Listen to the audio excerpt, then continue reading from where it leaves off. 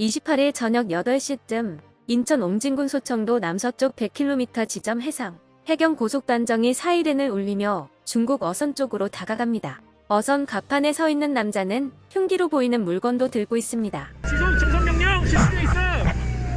앞서 배를 멈추라는 명령에 따르지 않고 조업 중인 그물을 끊어버린 뒤 추격을 피하기 위해 지그재그로 달아나던 중국 어선입니다. 해경은 곧바로 고속단정 두 척을 투입해 무려 11km를 쫓아가 어선에 올랐습니다. 그러나 선장은 조타실 문을 잠그고 들어가 흉기까지 휘두르며 격렬히 저항했고 조타실로 진입하려는 해경에게 발길질까지 했습니다. 조타실 선원 문을 잠그고 칼을 들고 저항 중 있어. 해경은 조타실 문 밖에서 진압봉과 유견발 다목적 발사기 등을 들고 대치를 이어갑니다. 진압봉 이용하여 진압 시도 중 있어. 제로탄 쓸까요? 총 쓸까요? 기다려. 결국 최루탄까지 사용하는 해경. 현재 현병을 던지며 시도 저항 중 있어. 제로탄 도착하겠어. 제로탄 도착하겠어. 폭발음과 함께 조타실 안에서 체루탄이 터지며 하얀 연기가 뿜어져 나옵니다. 마침내 해경이 선내로 진입하고 곧이어 조타실 장악에도 성공합니다.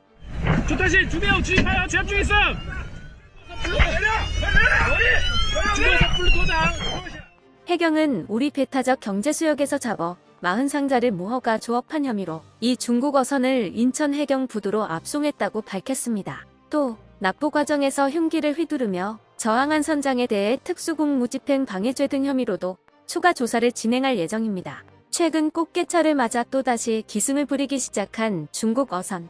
올해도 어김없이 한국의 소중한 어족 자원을 쓸어가려고 서해에 나타났는데요. 우리 영해를 지키는 해양경찰은 이미 이들을 단속하느라 눈코 뜰 새가 없습니다. 이번에 붙잡힌 중국 어선 두 척도 소청도 근처에서 허가도 없이 종류도 가리지 않고 40상자에 달하는 어획물을 가로채려다가 해경한테 덜미가 잡힌 것인데요. 이미 해적이나 다를 바 없는 행태를 보이는 중국 어선답게 칼까지 휘두르면서 극렬히 저항한 데다가 이 모습이 현장의 해경한테 다 찍혔습니다. 단속에 나선 중부해경청 서해 5도 특별경비단은 이들 30톤급 어선 두 척을 경제수역 5억 주권법 위반 혐의로 납부했으며 흉기를 휘두른 선장에 대해서는 특수공무집행방해 혐의 적용을 검토 중이라고 밝혔습니다. 해경에서 이런 장면을 생생한 영상으로 담아 공개한 이유는 한동안 잠잠하나 했던 중국 어선들의 불법 조업이 날씨가 풀리면서 폭발적으로 증가하고 있기 때문입니다. 이달 들어 NLL 인근 해상에서만 하루 평균 79척의 불법 조업 어선이 적발됐습니다. 이는 지난달 대비 무려 36%나 늘어난 수치인데요. 이들은 저인망 어획법으로 바다 밑바닥을 긁으면서 치어고 멸종 위기종이고 구분하지 않고 닥치는 대로 붙잡아가는 만큼 이들이 지나간 자리에는 허옇게 죽은 산호초밖에는 남지 않는다고 합니다. 어족자원 이씨가 말라버리는 것이죠. 중국 어선들은 꼭 한국뿐만이 아니라도 전세계 어디라도 물고기가 있는 곳이라면 전부 넘보고 있어 이미 세계적인 문제입니다. 그러나 역시 가까운 한국만큼 그 피해를 크게 보고 있는 곳은 없죠. 이들이 이렇게 도둑질을 일삼는 이유는 마찬가지로 저인망 어업을 자기네 근해에서 하다 보니 이미 그쪽의 바다는 어장으로서의 가치가 사라져버렸기 때문입니다. 그린피스 등 환경단체의 통계에 따르면 중국 연안의 어족자원은 1950년대에 비하면 30%에도 미치지 못하는 수준이 되었다고 합니다.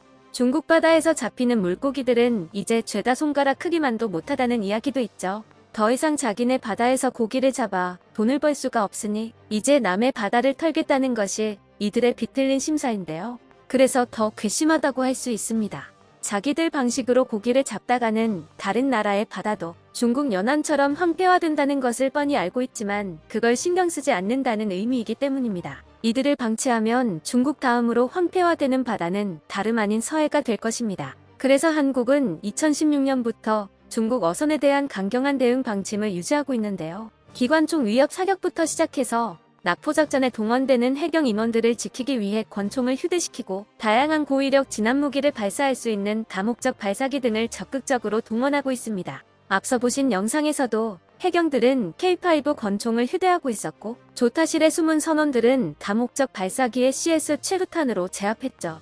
보는 사람의 맘 같아서는 한 포로 그냥 쏴서 날려버리고 싶은 것이 사실이지만 중국이 비겁하게도 인접국에 대한 외교적 압박의 카드로 사용하기 위해서 불법 어선들을 방치하고 있다는 견해도 있는 만큼 무턱대고 쏴버렸다가는 중국의 덫에 보기 좋게 걸려드는 모양새가 됩니다. 한국은 적극적인 총기 사용으로 한포 사격 미만으로는 최대한의 대응을 하고 있는 셈이죠. 그러나 이런 싸움도 지긋지긋합니다.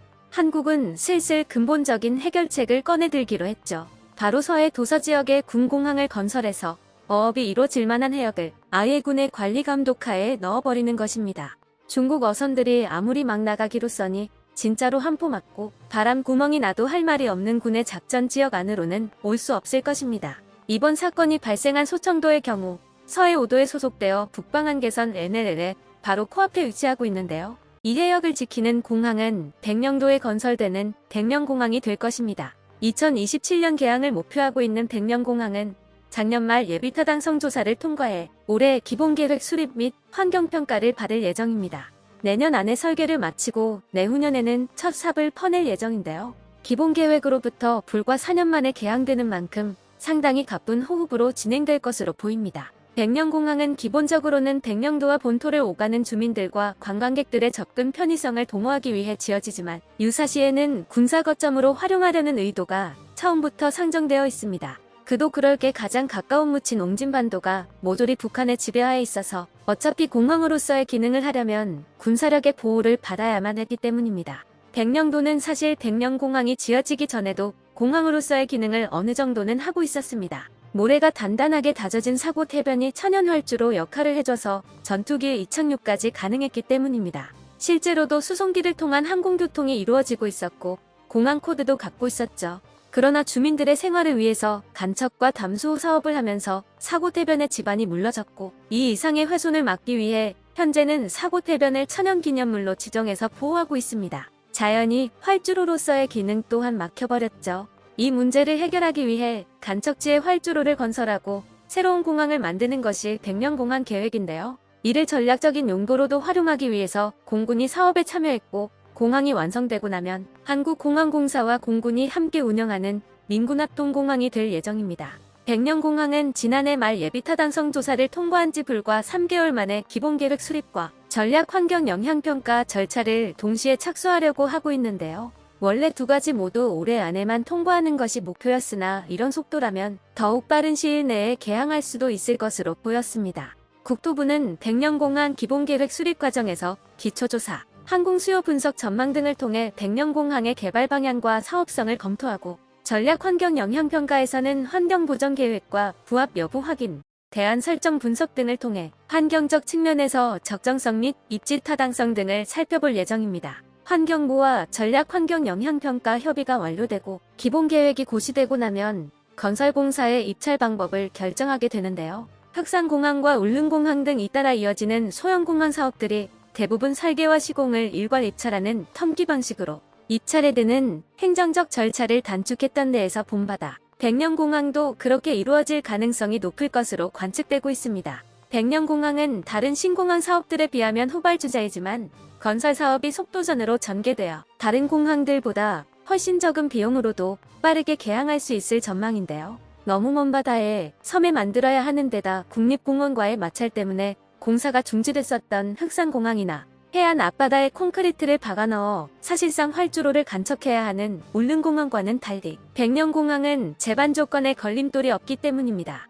백령공항이 개항하면 현재 백령도에서 인천항까지 여객선으로 편도 4시간 걸리는 거리를 항공기로 김포공항까지 1시간 만에 도착할 수 있고 백령도에서 수도권, 충청권, 경상권 등으로 이동시간이 대폭 단축되며 백령도의 전국 1일 생활권 편입이 가능해질 것으로 예상되고 있습니다. 특히 백령도의 다양한 관광자원을 기반으로 관광객 유치 확대를 통해 새로운 관광거점으로도 자리매김할 수 있을 것으로 기대되고 있죠. 그러나 백령공항의 진짜 중요한 역할은 군공항으로서의 기능으로 반경 500km 기준으로 함경북도 일부를 제외한 북한의 전 지역과 중국의 요동반도와 산둥반도 전 지역을 작전권 안으로 넣을 수 있게 됩니다. 계획 중인 1200m의 활주로는 훗날 KF-21 등 국산 전투기의 이착륙도 소화할 수 있을 것으로 여겨지는 만큼 서해 방면에서 북한과 중국을 동시 견제하는 가장 중요한 거점이 될 것으로 여겨지고 있습니다. 그만큼 백령도 인근 연안은 군의 삼엄한 경비도 받게 될 예정이죠. 호시탐탐 서해를 넘보는 중국의 견제와 이들이 마치 병균처럼 퍼뜨리고 있는 불법 조업 어선들에 대한 대책을 한 번에 처리할 수 있을 것으로 기대받고 있는 백령공항. 현재 그 행정 절차가 매우 빠른 속도로 소화되고 있어 이르면 2027년보다도 더 빠른 시일 내에 백령도에 항공기가 드나들게 될 것으로 보이는데요. 마침 KF-21의 취역 시기도 2026년 전후인 가운데 머지않아 우리는 중국 어선이 하늘에 떠있는 KF-21을 보고 겁먹어 도망치는 속 시원한 광경을 보게 될 수도 있을 것 같습니다. 끝까지 시청해주셔서 감사합니다. 도움이 되셨다면 좋아요를, 다른 이야기도 궁금하시면 구독을 눌러주세요.